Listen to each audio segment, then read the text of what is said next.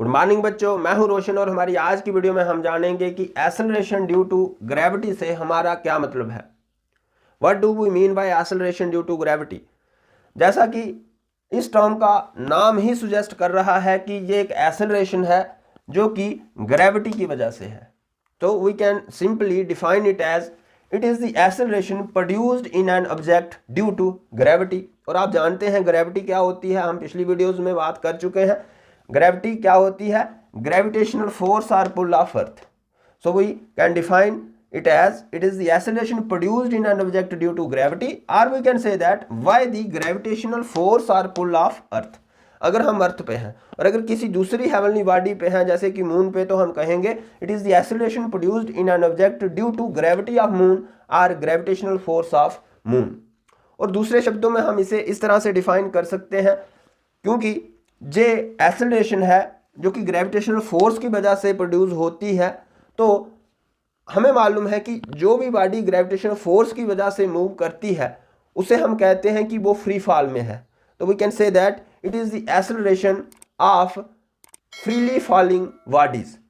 जो भी body freely fall कर रही है उस बॉडी की जो एक्सेलरेशन होती है उसे भी हम एक्सेलरेशन ड्यू टू ग्रेविटी कह सकते हैं, या हम इसे और दूसरे शब्दों में डिफाइन कर सकते हैं, it is the acceleration produced in an object which is moving purely under the effect of gravity. तो इन अलग अलग तरीकों से आप एक्सेलरेशन ड्यू टू ग्रेविटी को डिफाइन कर सकते हैं। जैसा कि मैंने लिखा है एक्सेलरेशन ड्यू टू ग्रेविटी के आगे जी, तो इसको हम जी के साथ डिनोट करते हैं, स्मॉल लेटर जी के साथ इसको हम डिनोट करते हैं, क्योंकि ये एक्सेलरेशन है। तो अगर ये एक्सेलरेशन है तो इसका जो एसआई यूनिट है वो वही रहेगा जो एक्सेलरेशन का है, यानी कि मीटर पर सेकंड स्क्वायर। क्योंकि ये एक्सेलरेशन है तो एक्सेलरेशन भी वेक्टर होती है, तो ये भी वेक्टर रहेगी। It is a vector quantity. क्योंकि ये एक्सेलरेशन है तो एक्सेलरेशन फोर्स की वजह से होती है। किसी भी बॉडी में जब हम एक्सेलरेशन प्रोड्यूस करते हैं तो वो फोर्स उसे लगाएंगे तभी एक्सेलरेशन प्रोड्यूस होगी, जैसा कि न्यूटन सेकंड लॉ कहता है। तो ये भी एक्सेलरेशन फोर्स ही प्रोड्यूस करती है, और फोर्स कौन सी? ग्रेविटेशनल फोर्स और ग्रेविटेशनल पुल ऑफ अर्थ। और ग्रेविटेशनल फोर्स की डायरेक्शन आपको मालूम है हमेशा नीचे की तरफ रहती है, इस तरह से इसकी डायरेक्शन भी हमेशा नीचे की तरफ रहती है, toward downward toward the surface of earth. Its direction is always downward. और डाउनवर्ड डायरेक्शन को, क्योंकि अगर ये डाउनवर्ड डायरेक्शन है इसको हम बाई एक्सिस कंसीडर करते हैं, अपवर्ड डायरेक्शन को हम बाई एक्सिस में पॉजिटिव मानते हैं और डाउनवर्ड डायरेक्शन को हम नेगेटिव मानते हैं, तो इसकी डायरेक्शन को हम नेगेटिव साइन के साथ शो करते हैं। Its magnitude is always positive. The magnitude of g is always positive. इसका मैग्नीट्यूड हमेशा पॉजिटिव रहता है, और कुछ एक अजम्पशन को अगर हम कंसीडर करें तो इसका जो मैग्नीट्यूड है या इसकी जो वैल्यू है वो हम ऑन दी सरफेस ऑफ अर्थ की सरफेस पे कांस्टेंट मानते हैं, और उसको हम 9.8 मीटर पर सेकंड स्क्वायर के साथ लिखते हैं, यानी कि on the surface of earth its value is constant and is considered as 9.8 metre per second square. लेकिन कुछ एक अजम्पशंस अगर हम कंसीडर करें, उन अजम्पशंस में सबसे पहला है if we can neglect air resistance. अगर हम एयर रेजिस्टेंस को नेग्लेक्ट कर सकें, or the effect of air resistance on the motion of earth, motion of objects, अगर हम नेग्लेक्ट कर सकें।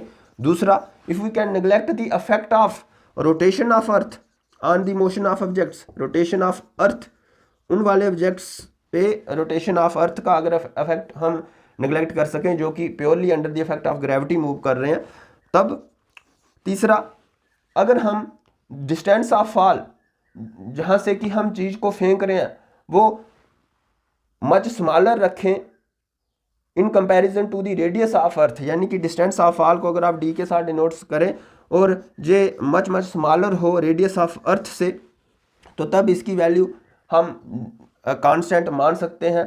और उसके साथ साथ अगर हम अपनी लोकेशन चेंज ना करें, क्योंकि इसकी वैल्यू जी की value place to place change होती है, क्यूटर पे अलग, पोल पे अलग, वो किस तरह से जब हम इसका मैथमेटिकल एक्सप्रेशन निकालते हैं जी का, तो वो हम अगली वीडियो में निकालेंगे। वो आता है GM/r²।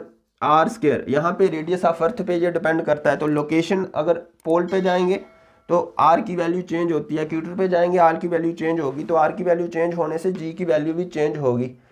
और अगर हम डिस्टेंस ऑफ फॉल काफ़ी ज़्यादा रखेंगे रेडियस ऑफ अर्थ के कंपैरिजन में, तो ये आर की वैल्यू वहाँ पे भी चेंज हो जाएगी। यहाँ पे हम आर तब आर मानते हैं रेडियस ऑफ अर्थ जब distance of free fall is much much smaller than the radius of अर्थ, तो तब जी की वैल्यू हम कांस्टेंट मान सकते हैं। ये कुछ एक अजम्पशंस अगर हम कंसीडर करें तो इन अजम्पशंस में हम जी की वैल्यू कांस्टेंट मानते हैं 9.8 मीटर पर सेकंड स्क्वायर। जी की वैल्यू जीरो भी हो जाती है कुछ प्लेसेस पे, और वो है at the centre of earth. जी की वैल्यू जीरो हो जाती है at the centre of earth, at the centre of.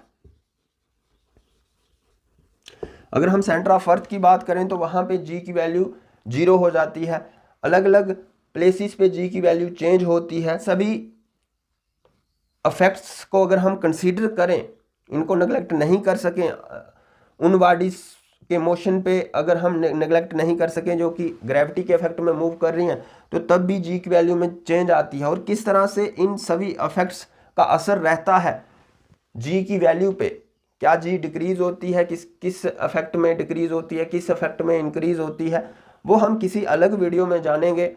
आज के लिए फ़िलहाल इतना ही। लेकिन जाते जाते मेरे यूट्यूब चैनल रोशन दियार को सब्सक्राइब करके बेल आइकन पे टैप जरूर कीजिएगा। अपने दोस्तों के साथ शेयर कीजिए, लाइक कीजिए, कमेंट कीजिए, और अब दीजिए इजाज़त। शुक्रिया, टेक केयर, बाय बाय।